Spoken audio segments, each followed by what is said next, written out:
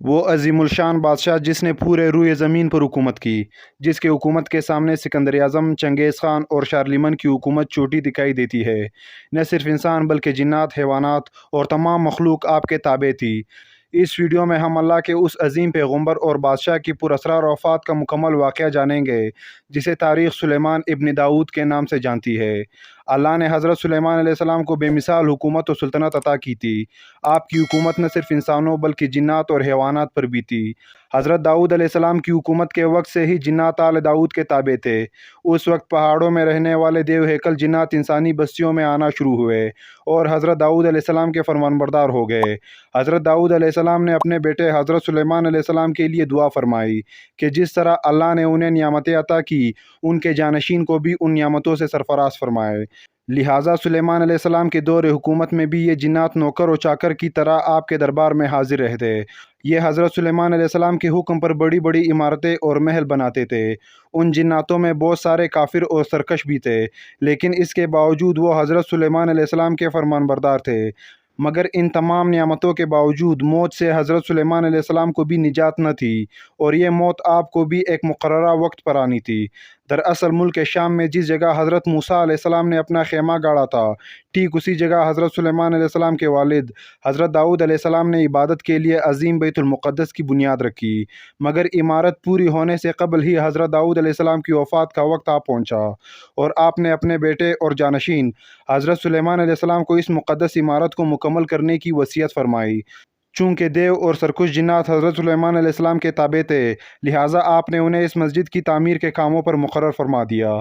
تاریخی شواہد سے پتہ چلتا ہے کہ ادوام کے علاقوں میں بڑی بڑی کھانیں تھیں جن سے پتھر اور طرح طرح کے معدنیات نکالے جاتے تھے، جو انسانوں کی بس کی بات نہیں ہے۔ ان جنوں میں سے بعض غوطہ خور جن بھی تھے جو سمندر کے تہہ میں غوطہ لگا کر قیمتی پتھر لاتے اور حضرت سلیمان علیہ السلام کی خدمت میں پیش کرتے تھے۔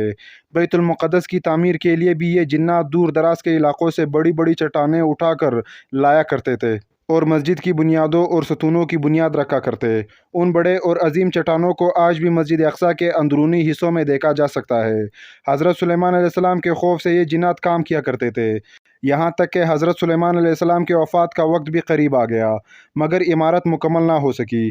آپ نے دعا فرمائی کہ یا اللہ میری موت جنوں کی جماعت پر ظاہر نہ ہو، تاکہ وہ برابر عمارت مکمل کرنے کے کام میں لگے رہے، کیونکہ اگر جنات کو حضرت سلیمان علیہ السلام کی وفات کا علم ہو جاتا تو وہ فوراً کام چھوڑ دیتے اور تعمیر ادھوری رہ جاتی۔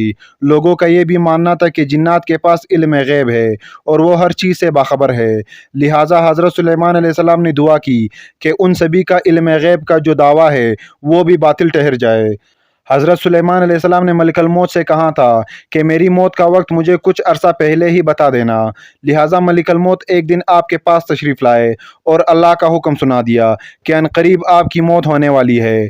ایک روایت کے مطابق ایک دفعہ اللہ کے نبی حضرت سلیمان علیہ السلام نماز ادا فرما رہے تھے تو سامنے ایک درخت اگا۔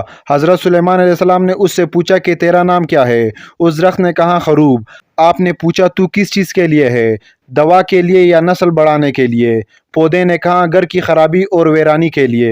لہٰذا حضرت سلیمان علیہ السلام سمجھ گئے کہ آپ کی وفات کا وقت قریب آ چکا ہے۔ حضرت سلیمان علیہ السلام نے جناتوں کو ایک شیشے کا مکان بنانے کا حکم دیا۔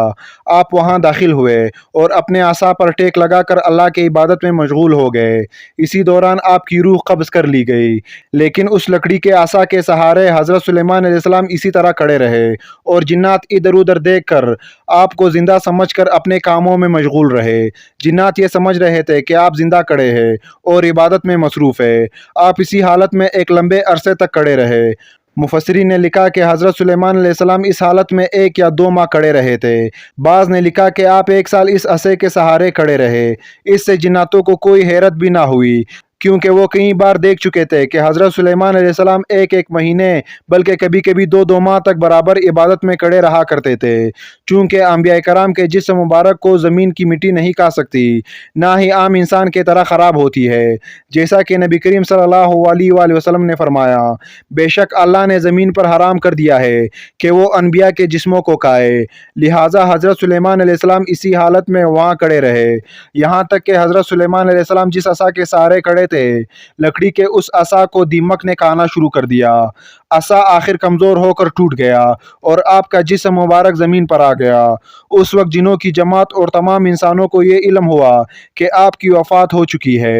حضرت سلیمان علیہ السلام کے وفات کے اس عجیب واقعے نے اس چیز کی بھی حقیقت کھول دی کہ خود جنات کو بھی پتہ چل گیا اور سب انسانوں کو بھی کہ جنات عالم الغیب نہیں ہے، کیونکہ اگر انہیں غیب کا علم ہوتا تو حضرت سلیمان علیہ السلام کی وفات سے 1 سال پہلے ہی باخبر ہو جاتے۔ پھر جب ہم نے اس پر موت کا خبر بھیجا، جنوں کو اس کا موت نہ بتائی، مگر زمین کی دیمک اس کا عصا کاتی تھی۔ پھر جب سلیمان علیہ السلام زمین پر آئے، جنوں کی حقیقت کھل گئی۔ اگر غیب جانتے ہوتے تو اس خاری کے عذاب میں نہ ہوتے۔